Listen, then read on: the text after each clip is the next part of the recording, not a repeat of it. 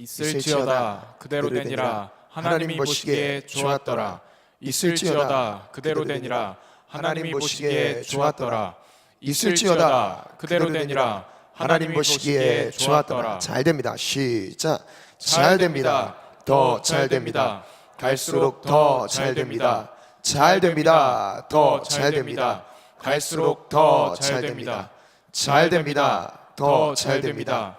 갈수록 더 잘 됩니다. 우리의 삶이 평안할지어다. 우리의 마음과 생각이 평안할지어다. 우리 만나는 모든 영혼들이 평안할지어다. 내가 가는 곳마다 평안할지어다. 우리의 일터가 평안할지어다. 우리의 학업의 현장이 평안할지어다. 우리의 꿈과 비전이 평안할지어다. 우리의 사명이 평안할지어다. 우리 대한민국이 평안할지어다. 세계 열방 모든 선교의 현장이 평안할지어다. 평안 선포한 그대로 하나님이 이루십니다. 아멘. 오늘은 두 가지 주제가 같이 있는 예배를 드리겠습니다. 하나는 부활절, 부활절을 앞둔 사순절 기간에 우리가 기억해야 될 메시지와 함께 3월 18일 총동원 전도주의를 어떻게 우리가 준비해야 될지에 대한 메시지가 복합적으로 오늘 말씀 속에 담겨져 있습니다. 그래서 오늘 이 말씀 속에서 큰 위로와 힘을 얻으시고 새 힘을 공급받으시면서 남은 한 주 승리하길 예수님의 이름으로 축원합니다. 아멘. 말씀 제목은요, 승리를 위한 절제라는 제목으로 말씀을 나누겠습니다. 우리 1번 한번 읽어볼까요? 승리를 위한 절제 1번입니다. 시작. 절제하지 않으면 승리를 빼앗깁니다. 절제하지 않으면 승리를 빼앗긴다는 의미를요, 구약 성경의 한 예를, 다윗의 예를 가지고 말씀을 나눌 건데요. 그 전에 절제에 대한 말씀은 디모데후서 3장 1절부터 5절 말씀에 보면 이런 내용이 나옵니다. 말세 마지막 때가 이르렀을 때 사람들에게 나타나는 변화를 열거한 내용이 나옵니다.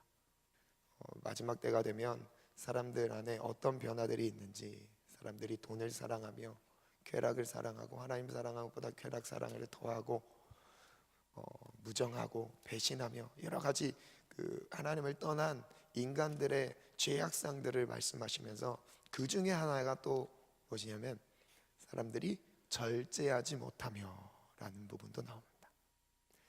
마지막 때가 되면 절제하지 못합니다. 뭐에 대해서 절제하지 못할까요? 분명히 이 절제라는 건 자기 통제력을 잃어버린 거예요.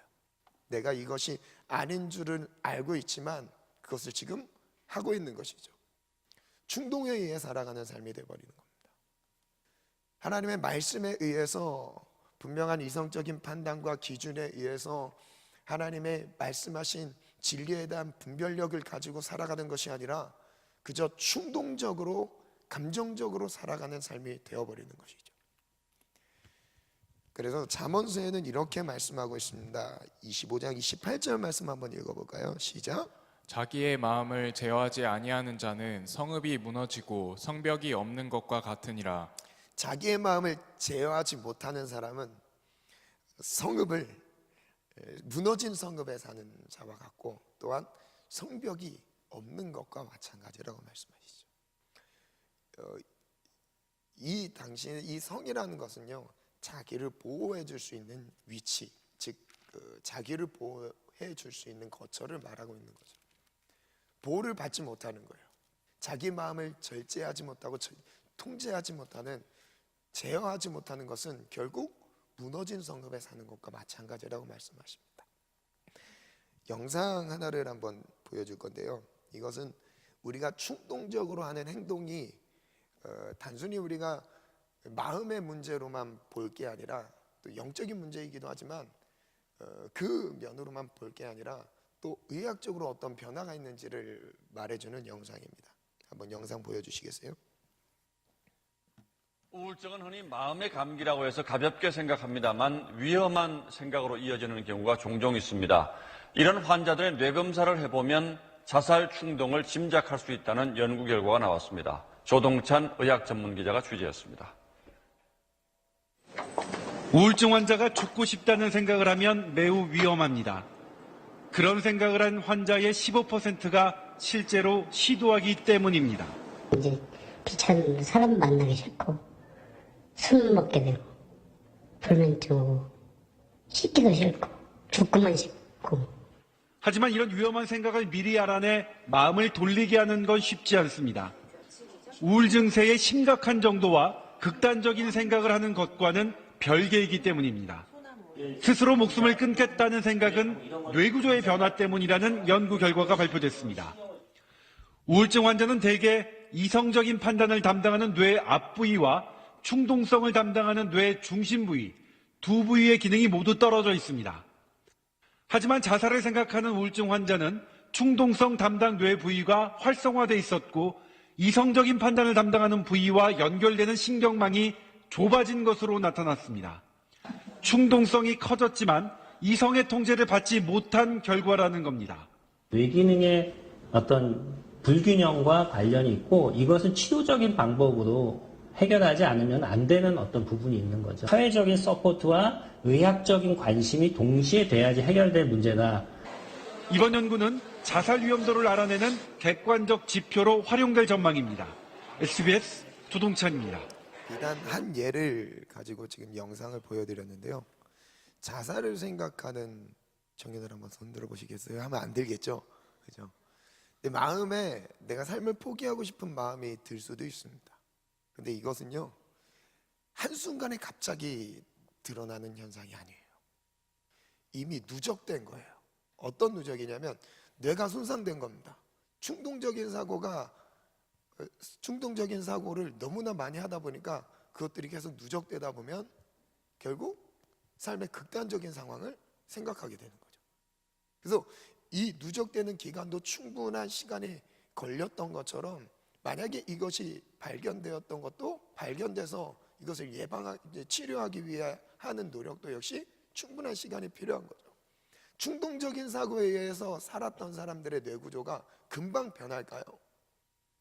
충동적으로 감정적으로 화를 내고 분노가 폭발해서 자기 감정을 도저히 통제하지 못하는 그런 상황에 너무 쉽게 노출되다 보니까 이게 점점 그 수위가 깊어지고 커지게 됐던 거예요.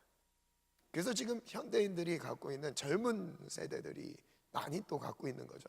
갖고 있는 또 하나의 문제가 이 충동적인 사고를 절제할 수 있는 힘을 잃어버린 거예요. 성경은 서두에 제가 말씀드렸던 디모데후서 3장 말씀에 보면 마지막 때가 되었을 때 사람들이 망가지는데 그 망가진 것 중에 하나가 여러분 절제력을 잃어버리는 것입니다. 내가 분명히 이건 아닌 것은 알고 있지만 내가 그 행동을 하게 되는 거예요. 내가 이 길로 가면 안 되는 뻔히 알고 있어요. 그리고 심지어는 우리가 신앙 안에서 하나님의 뜻 그 기준 안에서 하나님이 무엇을 분명하게 내 삶 가운데 원하시는지에 대한 어느 정도 분별력은 갖추고 있지만요, 아는 만큼 우리의 감정이랑 마음이 통제가 되지 않는 것이죠. 습관이 통제가 되지 않는 거예요. 여러분, 그것이 이 마지막 때에 우리가 살고 있는 망가진 인간 안에서 나타나는 하나의 형상인 것이죠. 한 예를 한번 보겠습니다. 사무엘하 11장 1절부터 한번 보겠습니다. 1절부터 5절까지 말씀입니다. 읽겠습니다. 시작. 그 해가 돌아와 왕들이 출전할 때가 되매 다윗이 요압과 그에게 있는 그의 부하들과 온 이스라엘 군대를 보내니 그들이 암몬 자손을 멸하고 라빠를 에워쌌고 다윗은 예루살렘에 그대로 있더라. 저녁 때에 다윗이 그의 침상에서 일어나 왕궁 옥상에서 거닐다가 그곳에서 보니 한 여인이 목욕을 하는데 심히 아름다워 보이는지라. 다윗이 사람을 보내 그 여인을 알아보게 하였더니 그가 아뢰되 그는 엘리암의 딸이요 헷사람 우리아의 아내 밧세바가 아니니까 하니, 다윗이 전령을 보내어 그 여자를 자기에게로 데려오게 하고 그 여자가 그 부정함을 깨끗하게 하였으므로 더불어 동침하매 그 여자가 자기 집으로 돌아가니라. 그 여인이 임신함에 임신함에 사람을 보내 다윗에게 말하여 이르되 내가 임신하였다 하니라.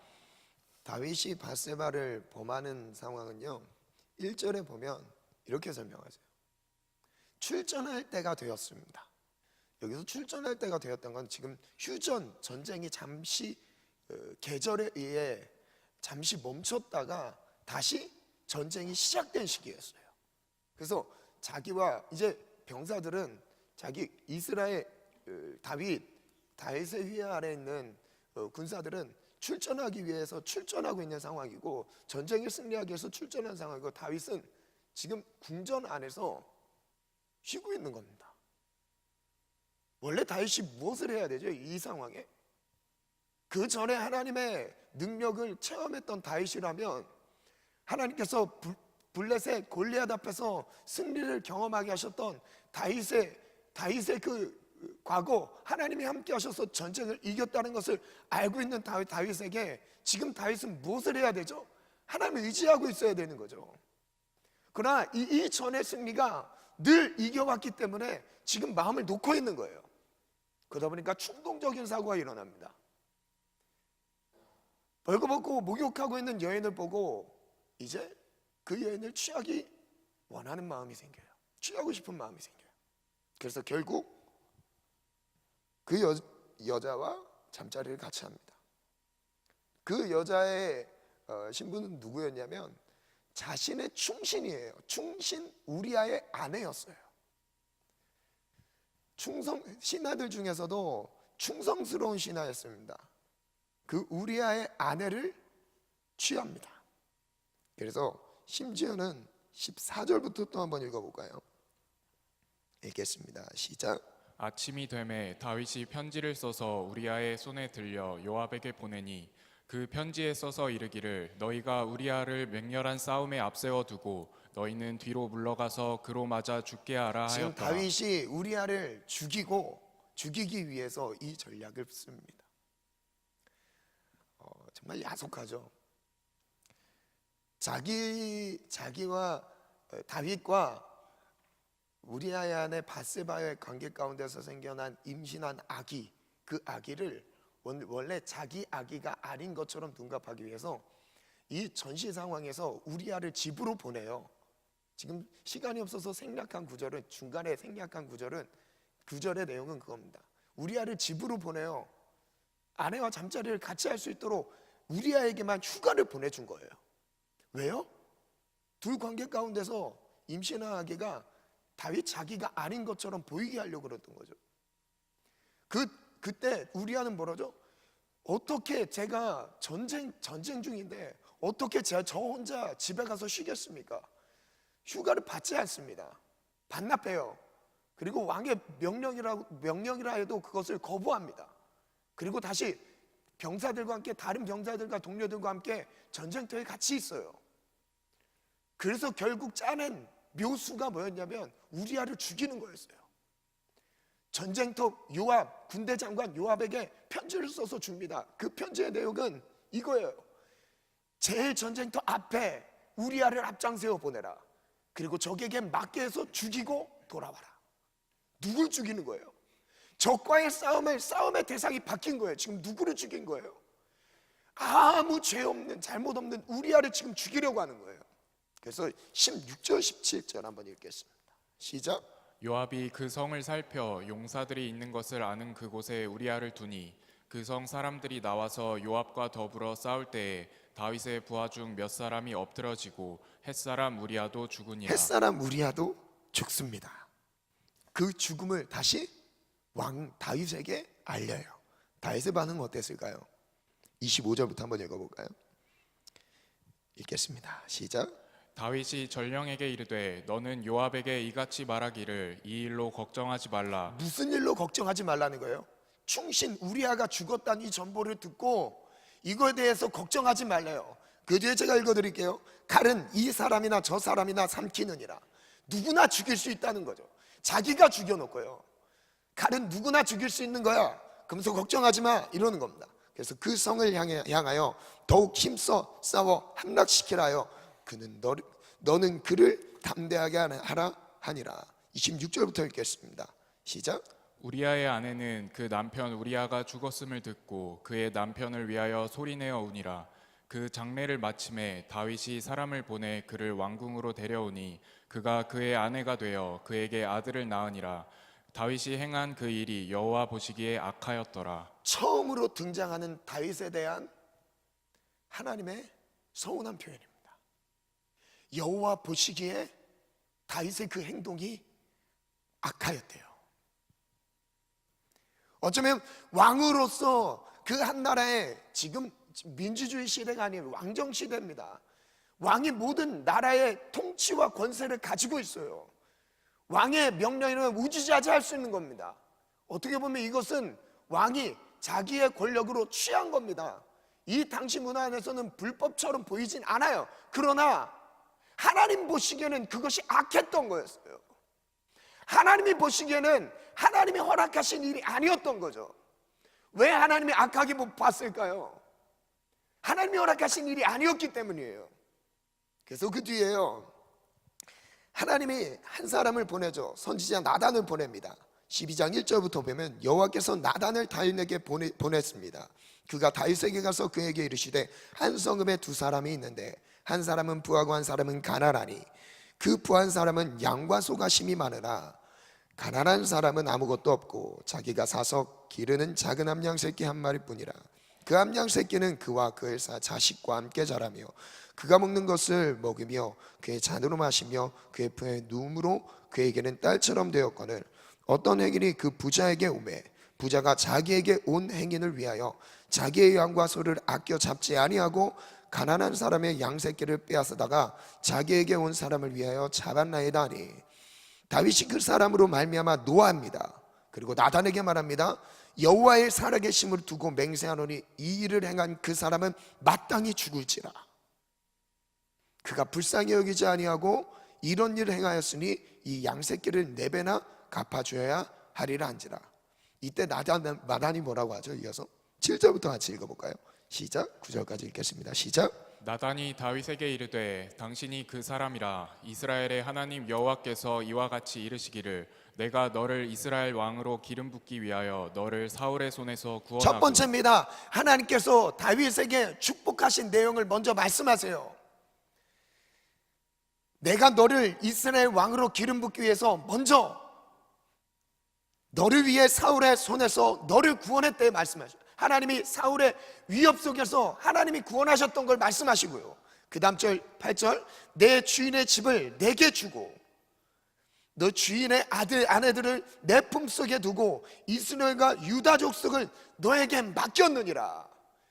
지금 다윗이 누리고 있는 왕위, 그 왕위 떠나서 이스라엘 온 족속, 유다 족속, 그리고 자기가 누리고 있는 모든 하나님이 주신 복들은요, 그 복의 근원은 어디서부터 왔던 거였어요? 하나님이 다윗에게 허락하셨던 것이었습니다. 왜 이 말씀을 먼저 하신지 아세요? 그 다음 한번 읽어볼까요? 만일부터 시작.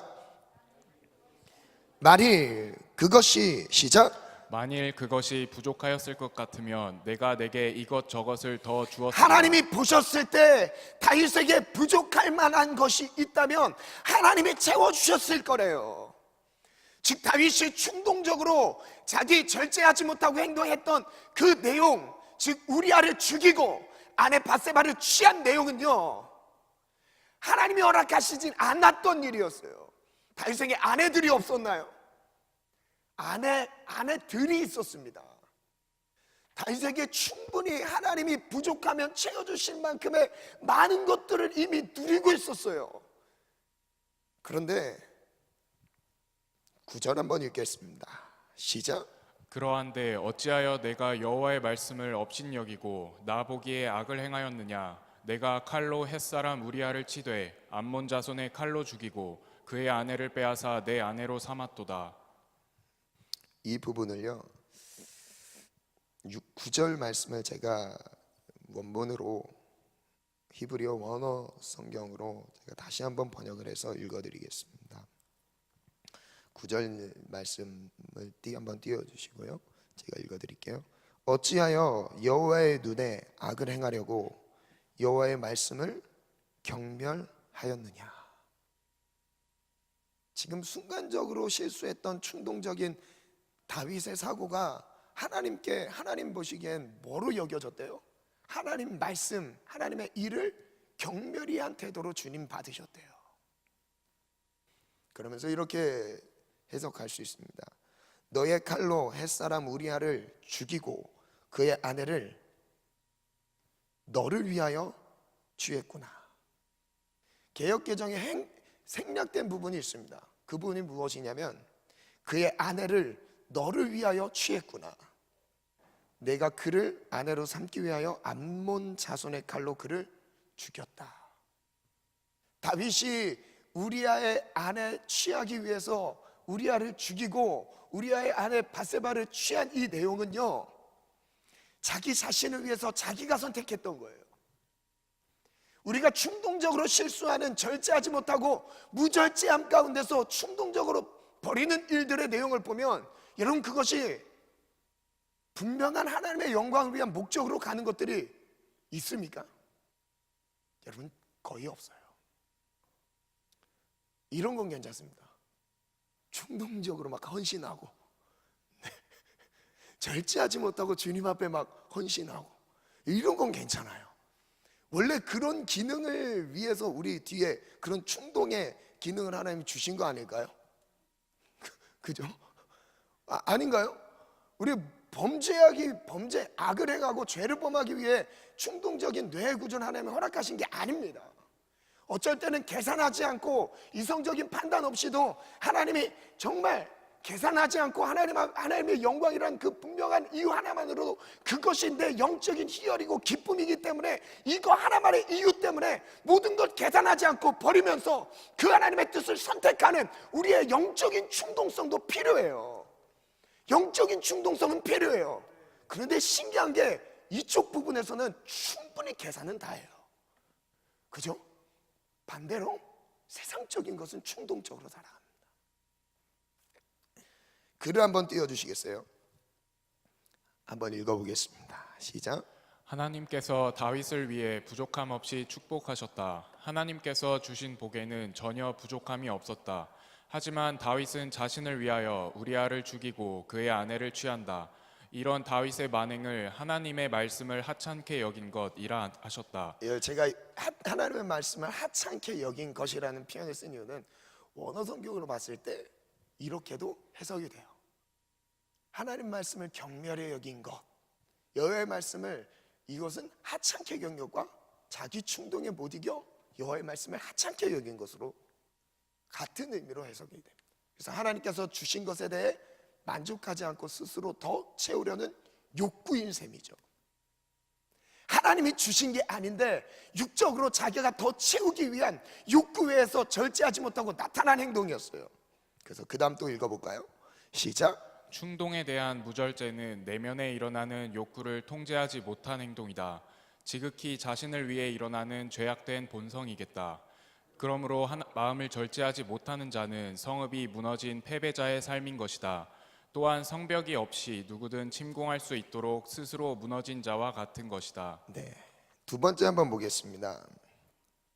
두 번째 한번 읽겠습니다. 시작. 절제하지 못하면 기회도 잃어버립니다. 절제하지 못하면 기회도 잃어버립니다. 하나님께서 다시 돌아오면, 회개하면 다시 받아주시긴 하지만요, 기회면으로 봤을 땐 안타까운 일이 벌어집니다. 다윗의 일생에서 하나님께서 대부분 거의 다 허락하셨어요. 그러나 이 부분만큼 하나님이 막으신 것이 있습니다. 그게 뭐죠? 성전 건축입니다. 다윗이 하나님에 대한 사모하는 마음 가지고 성전 건축을 사모하면서 나는 이렇게 좋은 궁궐에서 사는데 어찌하여 하나님의, 저는 저렇게 내가 살고 있는, 내가 거처하는 이 궁과 비교해 봤을 때 너무 보잘것없이 보이는 거예요. 그래서 하나님의 성전을 정말 의리하고 의리하게 정말 귀하게 한번 짓고 싶은 영적인 욕심이 생겼던 거예요. 근데 하나님 뭐라 하시죠? 그 의도는 좋게 받아들였지만 하나님께서는 다윗에게 그 기회를 주지 않으세요. 이유가 뭔지 아세요? 말씀 한번 볼까요? 역대상 28장입니다. 2절부터 한번 읽어볼게요. 2절 3절 읽겠습니다. 시작. 이에 다윗 왕이 일어서서 이르되 나의 형제들 나의 백성들아 내 말을 들으라. 나는 여호와의 언약궤 곧 우리 하나님의 발판을 봉안할 성전을 건축할 마음이 있어서 건축할 재료를 준비하였으나 하나님이 내게 이르시되 너는 전쟁을 많이 한 사람이라 피를 많이 흘렸으니 내 이름을 위하여 성전을 건축하지 못하리라 하셨느니라. 다윗에게 이런 열심이 있었지만 결국 하나님께서 이 성전을 건축하는 부분을 허락하지 않으셨어요. 이유는 뭐라고 하세요? 전쟁을 많이 해서 피를 많이 흘렸기 때문이래요. 그 다음 한번 볼까요? 열왕기상 5장 3절부터 한번 보겠습니다. 여기도 같은 내용인데요, 좀 다르게 표현합니다. 한번 읽겠습니다. 시작.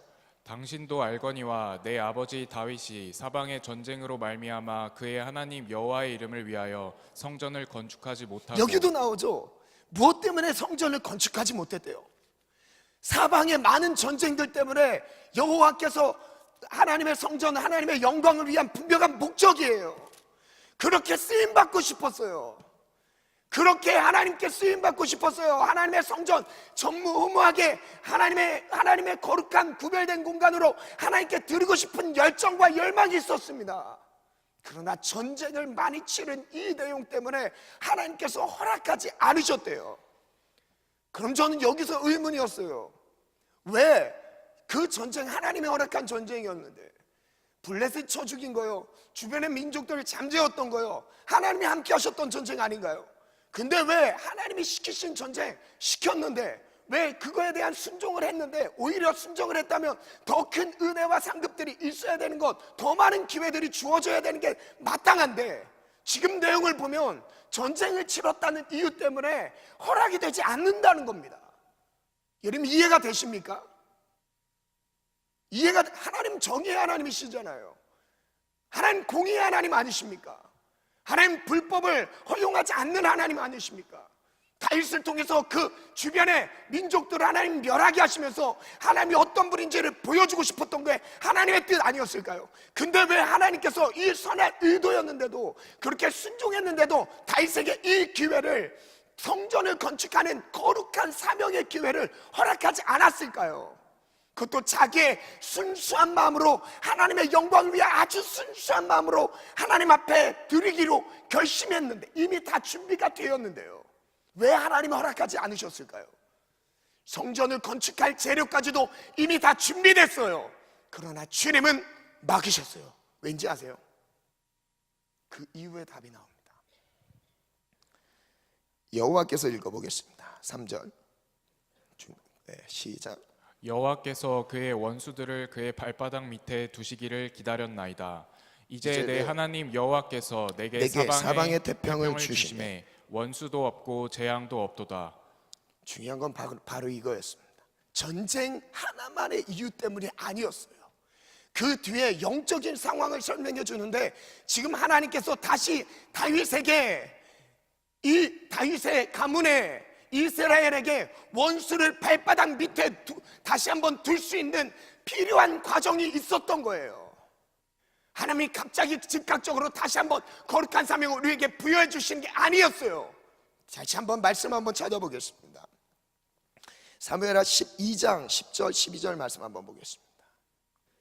읽겠습니다. 시작. 이제 내가 나를 업신여기고 햇사람 우리아의 아내를 빼앗아 내 아내로 삼았은즉 칼이 내 집에서 영원토록 떠나지 아니하리라. 여기서부터 하면 잘 보세요. 지금 좀 전에 읽었던 1번 챕터에서 봤던 내용 중에서 12장 나단 선지자의 책망을 듣고 나서 이후에 이어지는 내용이에요. 나단 선지자의 책망이 이어지는 내용입니다. 그 전에 하나님이 내가 너에게 만약 필요한 것이 부족하게 너에게 채워졌다면 이것저것도 더 주어지지 않았겠느냐? 왜 너는 또 그 사람을 죽이고, 선한 사람을 죽이고 그 아내를 취하였느냐? 이것은 여호와의 말씀을 경멸히 여긴 너의 행동이라고 주님 경고하셨죠. 그리고 그것을 책망하셨어요. 그 뒤에 그 죄에 대한 대가로 주님 뭐라 말씀하시냐면 10절 제가 다시 한번 볼게요. 이제 내가 나를 업신여기고 햇사람 우리아의 아내를 빼앗아 너의 아내로 삼았은즉, 그 이유 때문에 칼이 다윗의 집에 영원히 끊이지 않았던 거예요. 정말 불필요한 전쟁을 하게 됐던 거죠. 그 전의 전쟁에 대해서는 주님 언급하시는 게 아니었습니다. 성전을 건축하지 못하게 된 이유가 그 전에 하나님이 허락하신 그 전쟁 때문이 아니라 지금 이 이후에 나타나는 불필요한 피 흘림 때문에 다윗의 가문에 흐르는 끝없는 가문의 저주가 있었던 거예요. 그게 바로 무엇이냐면요, 내 집에서 영원토록 떠나지 아니하리라. 칼이, 죽음이 영원토록 너의 집에서 떠나지 않을 거라고 주님 말씀하세요. 그리고 11절부터 또 읽어볼까요? 시작. 여호와께서 또 이와 같이 이르시기를 보라 내가 너와 내 집에 재앙을 일으키고 내가 내 눈앞에서 내 아내를 빼앗아 내 이웃들에게 주리니 그 사람들이 내 아내들과 더불어 백주에 동침하리라. 다윗은 아무도 모르는 그 은밀한 장소에서 그 범죄를 범했지만 하나님 그것을 드러내셨어요. 그리고 그 죄에 대한 열매를 이제 다윗에게 다시 옮기게 하시면서 그 열매를 먹게 하시면서 이제 너의 자녀들은 이것을 백주에 행하리라. 모든 사람들이 보는 자리에서 이 만행을 행하게 될 거라고 주님 말씀하셔요. 결국 어떻게 되죠? 다윗의 아들이었던 압살롬이 자기의 부인들이죠. 부인들과 대낮에 왕궁 옥상에서 관계를 갖습니다. 백성들이 보는 앞에서요. 백성들이 보는 앞에서 관계를 가져요. 무엇을 의미하는 거냐면요, 그 당시 왕의 아내를 취한 건요, 자기가 왕이 됐다는 것을 말하는 거예요. 쿠데타를 일으킨 거예요. 아버지를 왕궁에서 몰아내고요. 그래서 아버지 다윗은 도망가잖아요. 그걸 정말 백주에 드러내셨어요. 그런 다음에 12절 읽겠습니다. 시작. 너는 은밀히 행하였으나 나는 온 이스라엘 앞에서 백주에 이 일을 행하리라 하셨나이다 하니. 이렇게 다단을 통해서 하나님이 책망하시죠. 다윗이 그 뒤에 회개해요. 잘못했습니다. 죄송합니다. 근데 그 상황에 대해서 하나님이 그 죄는 받아들이십니다. 사해 주세요. 그러나 귀는 주지 않으셨습니다. 제가 이 부분을 확신하는 이유가 있습니다. 사무엘하 8장 6절과 14절 말씀 한번 이어서 볼까요? 한번 읽어볼까요? 시작. 다윗이 다메섹 아람에 수비대를 두매 아람 사람이 다윗의 종이 되어 조공을 바치니라. 다윗이 어디로 가든지 여호와께서 이기게 하시니라. 다윗이 에돔에 수비대를 두되 온 에돔에 수비대를 두니 에돔 사람이 다 다윗의 종이 되니라. 다윗이 어디로 가든지 여호와께서 이기게 이전에 하셨더라. 하나님께서 다윗을 정말 다윗의 삶을 기뻐히 여기시면서 다윗의 삶을 향해서 어떤 은혜를 주셨냐면 다윗이 가는 곳마다 이기게 하셨어요. 다윗이 가는 곳마다 승전가가 울려 퍼집니다. 아무리 강한 대적들도 다윗 앞에서는 무릎 꿇게 돼 있었어요. 왜요? 다윗과 하나님이 함께 하셨기 때문에요. 하나님의 선한 자들의 피 흘림을 허락하지 않으셨기 때문이죠. 근데 이 뒤에부터 전쟁에 대한 설명이 달라져요. 칼로 인해서 피 흘림이 있을 거래요. 그럼 그 이전에 있었던 전쟁에 대해서 피 흘림으로 인정하지 않았던 것이죠. 그래서 사무엘하 12장 12절 영적인 상황을 이렇게 설명하십니다. 아까 읽어드렸던 열왕기하 5장 3절 4절 그 말씀이랑 연결되는 부분입니다. 14절 한번 읽겠습니다. 시작. 이 일로 말미암아 여호와의 원수가 크게 비방할 거리를 얻게 하였으니 당신이 낳은 아이가 반드시 죽으리이다 하고. 그래서 결국 그 아이가 죽게 됩니다. 영적인 상황을 이렇게 설명하시죠. 이 일로 말미암아 여호와의 원수가 크게 뭐 할 거리를 얻었대요? 비방할 거리를 얻었대요. 여호와의 원수가 다윗이 이 저지른 만행, 여호와의 말씀을 경멸히 여긴 이 충동적인 행동 때문에 어떤 일이 벌어졌대요? 여호와의 원수가 비방할 거리를 얻었대요. 그럼 지금 다윗은 비방을 받고 있는 거예요. 비방을 받고 있는 자신의 위치에서 성전을 건축할 수 없는 거죠. 즉 아까 그 전에 읽어드렸던 열왕기상 5장 말씀을 제가 다시 한번 설명해 드리면 3절에 여호와의 성전, 여호와께서 그의 원수들을 그의 발바닥 밑에 두시기까지 기다리셨던 거예요. 다윗에게 그 성전 건축을 허락하지 못하셨던 이유가요, 지금 아직 그 영적인 충동적인 부분이 회복되지 않았기 때문에 거룩한 사명을 감당하지 못했던 거죠. 그래서 하나님께서 언제까지 기다렸던 거예요? 그 죄에 대한 열매를 먹고 그에 대한 죄의 값을 치르는 그 기간까지 기다렸다가 그 아들 솔로몬을 통해서 하나님이 그 은혜를 다시 회생시켜 주신 거예요. 그래서 이렇게 다시 한번 읽어드리겠습니다. 당신도 알거니와 내 아버지 다윗이 사방의 전쟁으로 말미암아 그의 하나님 여호와의 이름을 위하여 성전을 건축하지 못하고 여호와께서 그의 원수들을 그의 발바닥 밑에 두시기를 기다렸나이다. 원수를 다시 한번 다윗의 발바닥 밑에 두시기까지 기다리셨대요. 그 다음 절 이렇게 말씀하시죠. 이제 내 하나님 여호와께서 내게 사방의 태평을 주심에 원수도 없고 재앙도 없도다. 즉 여호와께서 다윗의 무절제한 충동적인 그 죄 때문에 하나님이 그 뒤에 하나님에 대한 열정을 가지고 성전을 건축하고자 하는 열망이 일어났지만 그 기회를 놓쳐버린 거예요. 여러분, 우리가 지금 절제하지 않고 충동적으로 살아가는 이 청년의 때가, 여러분, 이 뿌리는 시기 나중에 회개하면 돌아갈 수 있죠. 하나님 사해 주세요. 그러나 이 뒤에 얻을 수 있는 거룩한 은혜의 기회는 놓치게 된다는 게 안타까운 것이죠. 글 한번 띄워주시겠어요? 한번 읽겠습니다. 시작. 하나님께서 다윗에게 성전 건축을 허락하지 않은 이유는 다윗이 치룬 많은 전쟁 때문이었다. 전쟁으로 인해 많은 피를 흘리게 했기 때문에 거룩한 성전을 짓지 못한 것이다. 여기에서 기억해야 한다. 다윗이 단순한 전쟁 때문에 성전 건축을 거절당한 것이 아니다. 여기에서 말하는 전쟁은 밧세바를 얻기 위해 우리아를 죽인 이후에 일어난 무절제가 낳은 불필요한 전쟁이다. 불필요한 전쟁, 굳이 없어도 됐을 만한 그 전쟁들을 치르느라 쓸데없는 피를 계속 흘리게 됐던 거예요. 다윗이 그때 순종만 했더라면, 그것만 절제할 수 있었더라면, 목욕하는 거 보고 그때 다시 한번 이거 아니지, 주님이 주신 마음 아니지, 다시 돌아갈 기회를 얻고 마음을 고쳐먹고 다시 돌아갔다면 이 뒤에 성전을 건축할 수 있는 은혜의 기회가 주어졌지 않았을까요? 놓칩니다. 이어서 또 읽어볼까요? 시작. 하나님께서 나에게도 거룩한 사명을 주고자 하신다. 나 역시 그 사명을 감당하고 싶어한다. 사명을 부여받기 위해 무절제로 잃어버린 것들을 되찾는 과정이 그래서 필요하다. 이 과정이 필요합니다. 이 과정을 하나님이 지켜보고 계세요. 하나님이 다시 한번 우리가 하나님 앞에 쓰임받고 싶고 주님의 거룩한 동역자로 세워지고 싶은 열망과 열정 가운데 일어난다고 해서 다 쓰임받을 수 있는 게 아닌 거예요. 뭐가 필요한 거예요? 회생의 시간들이 필요한 거예요. 그 과정들이 필요했던 거예요. 다윗에게는 그 시간들이 필요했기 때문에 다윗에게 허락되지 않았던 거죠. 그래서 결국 그것이, 그 은혜가 누구에게 넘어가죠? 그 아들 솔로몬에게 넘어갑니다. 이어서 읽겠습니다. 시작. 이것은 원수의 모든 비방에서 벗어날 때까지이다.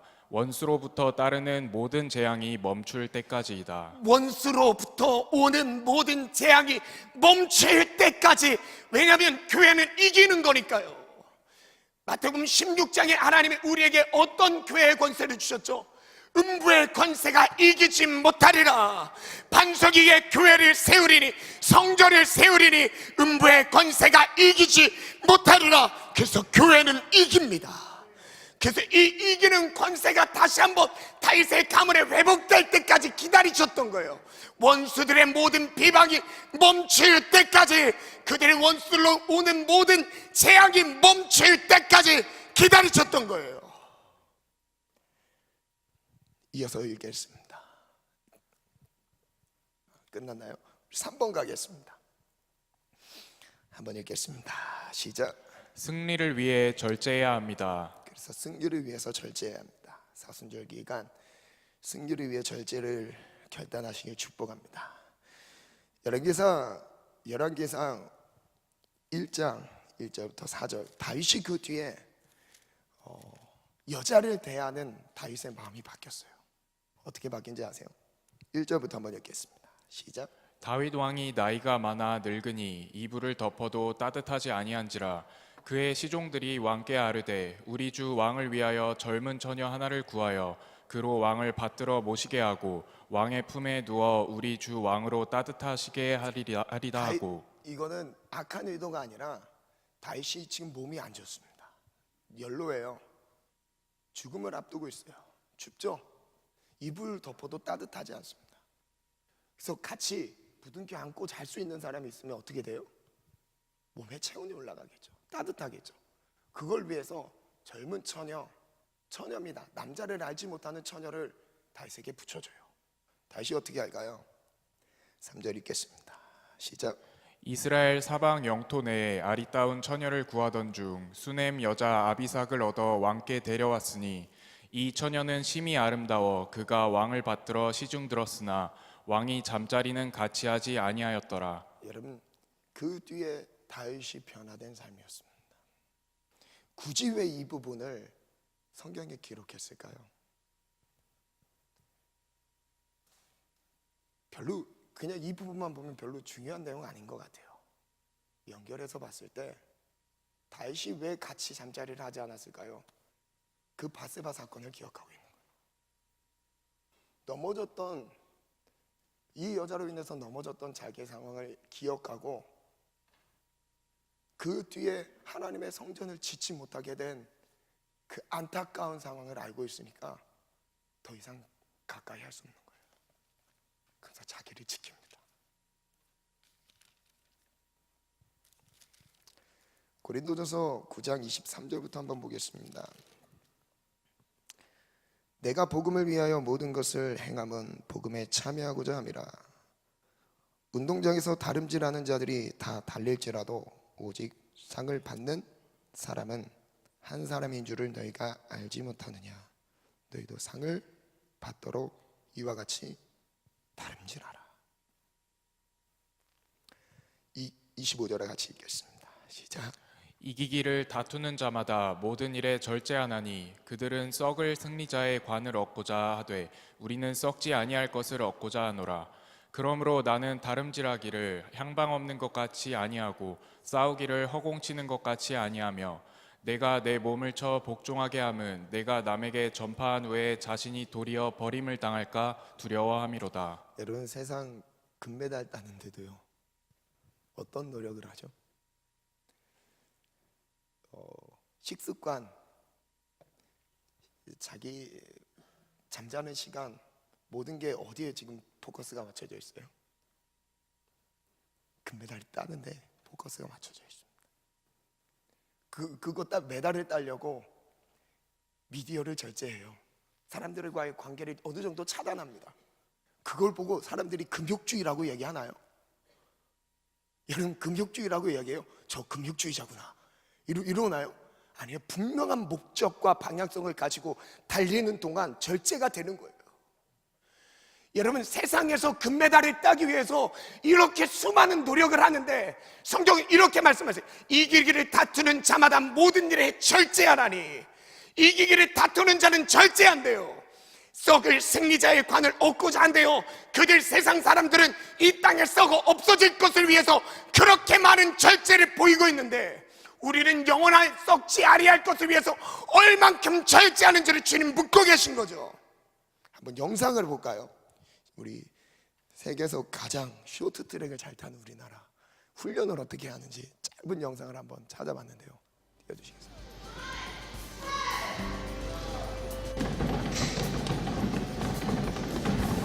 밥 먹고 이것만 합니다.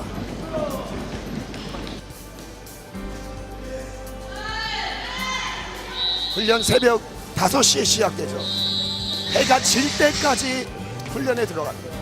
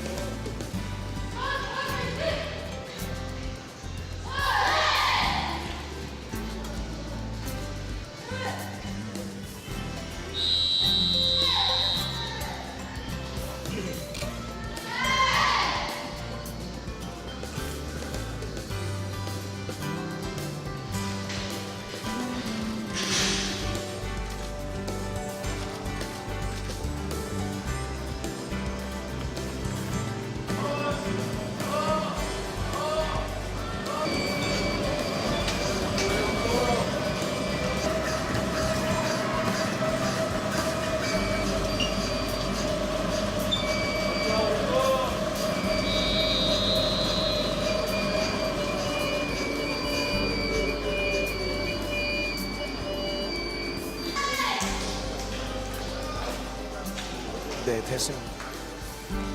여러분, 우리가 주님을 따라가기 위해 주님이 내게 맡겨주신 영원한 사명, 이것만큼은 포기할 수 없어서 달려가는 동안 세상적으로 포기되고 절제되는 이것들이요, 금욕주의가 아닌 거예요. 가다 보니까 불필요해서 버리는 겁니다. 이게 죄가 되느냐 안 되느냐 주님 여부를 묻는 이 수준이 아니라요, 내가 주님 보고 달려가는 동안 불필요하기 때문에 버리는 거예요. 절제하는 거예요. 여러분, 이 경지사에 이 세상적으로 이 금메달 하나 1등 한 번 하기 위해서 이렇게 수많은 시간을 들여서 모든 에너지와 땀을 흘리면서 섭취하는 영양소도 다 조절하면서 그렇게 훈련을 합니다. 여러분, 영적으로 여러분 그렇게 훈련하시는 분들이 몇 명이나 되십니까? 여러분, 내가 정말 그 분명한 목적 때문에 가는 거 맞으십니까? 여러분, 술을 먹는 게 죄다, 죄가 아니다, 여러분, 이게 중요한 게 아니에요. 가다 보니까 불필요하기 때문에 버리는 거예요.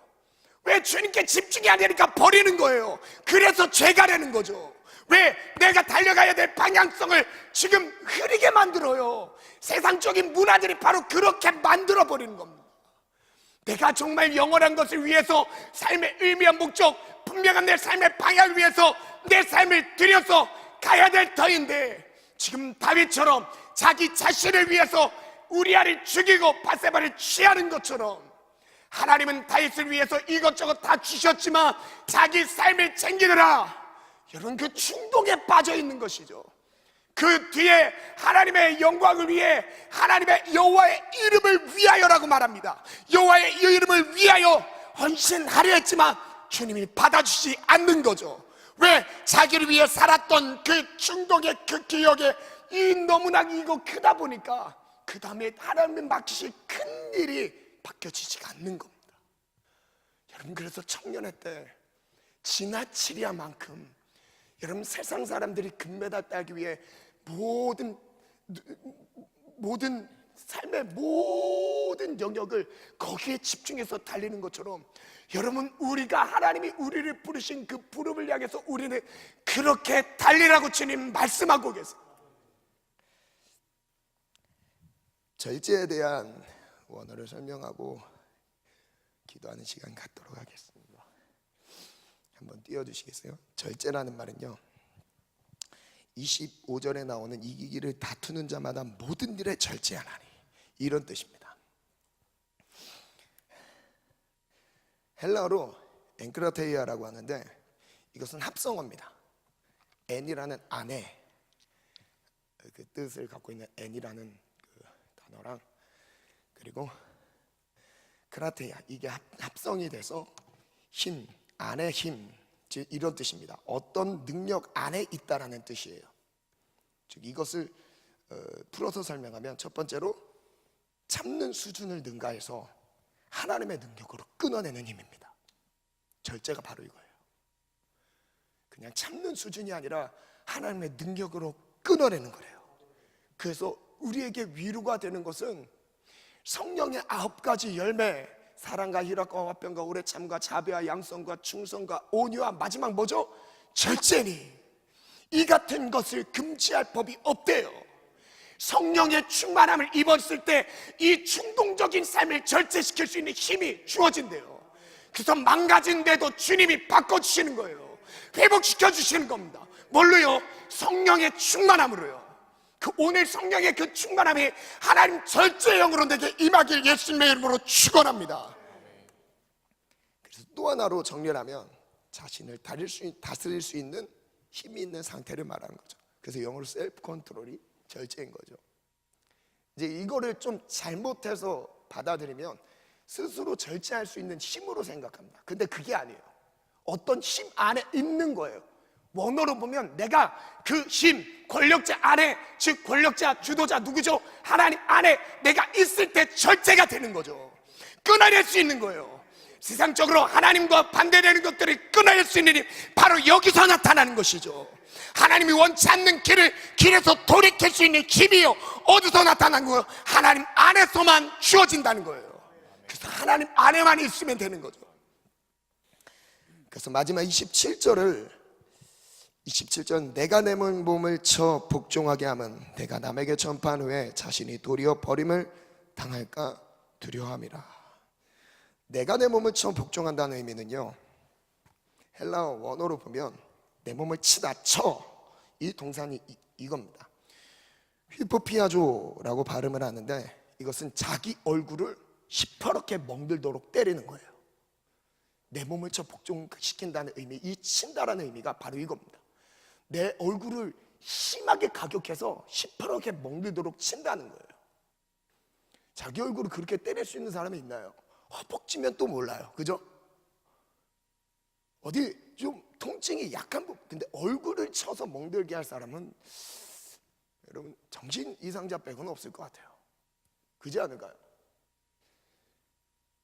복종하다라는 이 단어는요, 둘라오고 게오 이렇게 발음하는데 노예처럼 다루다라는 뜻입니다. 내 몸을 내가 주인이 아니라 나는 뭐예요? 노예인 거예요. 종인 거예요. 둘로스 종인 겁니다. 누구의 종이요? 주인 대신 하나님의 종처럼 복종시키는 거예요. 그 복종시키는 기능이 살아나도록 내 몸을 치는 거죠. 그래서 이렇게 정리됩니다. 한번 읽어보겠습니다.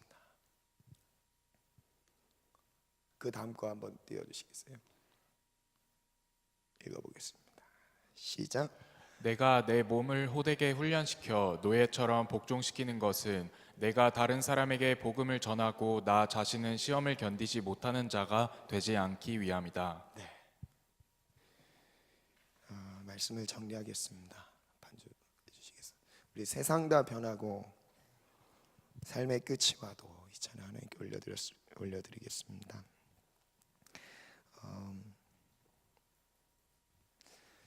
이 시대에 정말 필요한 성령의 열매 중에 하나인 것 같습니다. 절제. 여러분, 내가 얼만큼 내 삶을 절제하느냐에 따라 우리를 내가 준비되어 있습니다.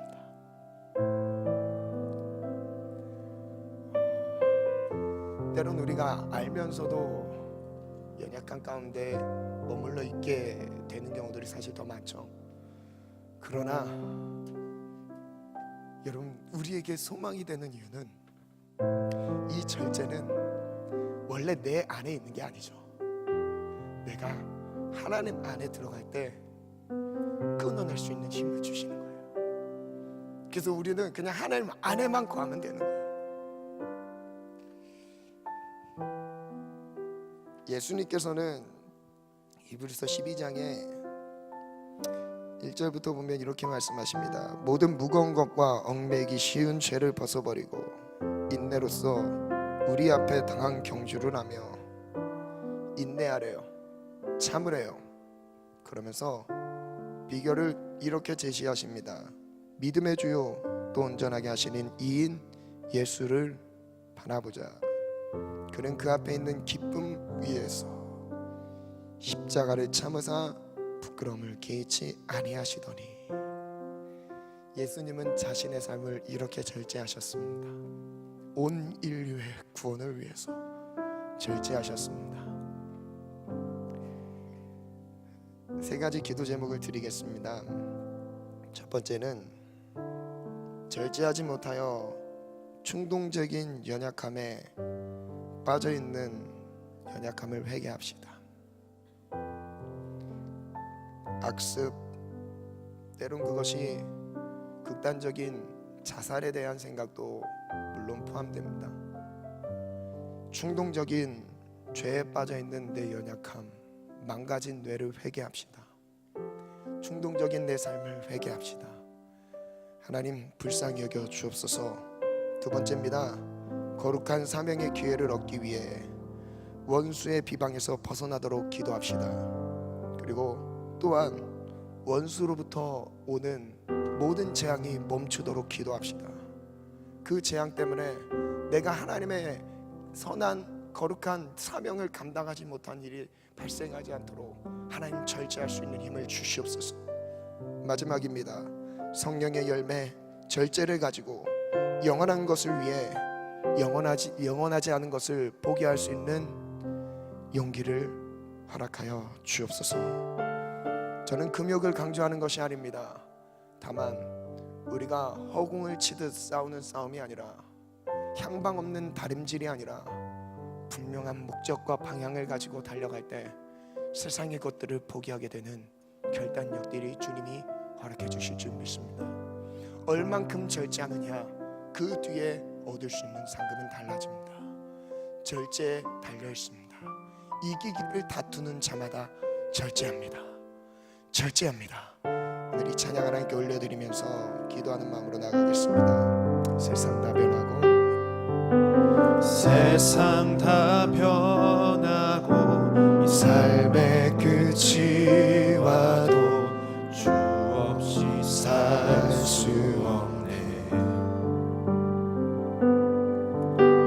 주만이 내 영광, 변치 않는 진리, 주 없이 살 수 없네. 다시 한번 고백합니다. 세상 다 변하고 세상 다 변하고 삶의 끝이 와도 주 없이 살 수 없네.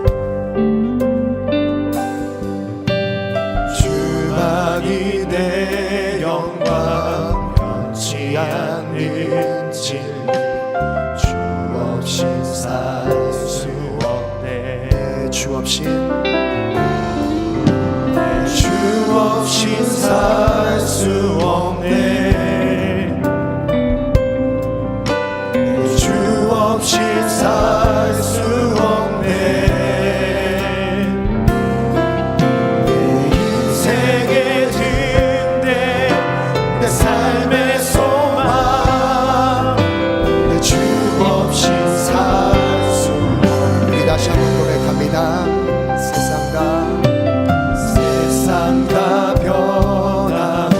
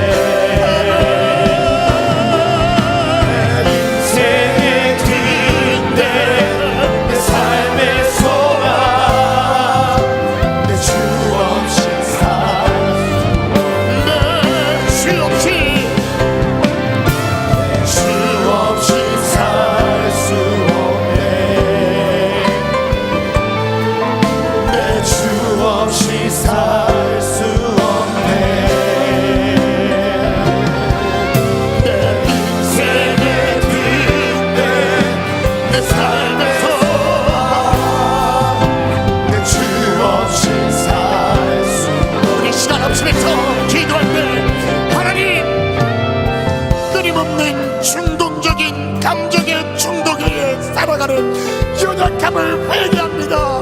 하나님 불쌍히 여겨 주옵소서. 분별이 되기까지는 했지만 이해할 수 있는 힘이 내게 없음을 고백합니다. 주님, 나의 연약함을 불쌍히 여겨 주옵소서. 죄죄하지 못하여 끊임없는 그 중독 아래 살아가고 있는 그 연약함을 회개하고자 하는 지체들이 있으면 이 시간 결단하는 마음으로 자리에서 일어나서 고백하겠습니다. 하나님 앞에 회개하는 마음으로 하나님, 이제 한 주 동안의 삶 하나님 중독에 살지 않겠습니다. 두 번째 기도 제목입니다. 거룩한 사명의 기회를 다시 한번 회복하기 원합니다. 하나님 분명히 회복되는 과정을 요구하십니다. 하나님 우리에게 요구하십니다. 다윗에게 있었던 그 열정, 그러나 성전 건축할 수 있는 기회를 누리지 못했음을 확인합니다. 하나님, 우리 안에 원수들의 비방이 멈추길 원합니다. 원수들로 따르는 모든 제약을 예수의 이름으로 멈추지어다. 이 소망이 있는 분들은 자리에 일어나서 기도하겠습니다. 마지막 기도 제목입니다. 하나님 성령의 열매로 절제를 맺게 도와주옵소서. 영원하지 않은 것을 과감하게 포기할 수 있는 절제를 주옵소서. 영원한 것을 위하여 영원한 것을 포기하는 것은 바보가 아닙니다. 오늘 이 결단이 있으시는 분들, 절제를 소망하는 분들 자리에서 일어나서 기도하겠습니다. 이 결단 하나 돌려내리며 제 이름의 말씀 붙잡고 주님 세 번 부르고 기도합니다. 주여.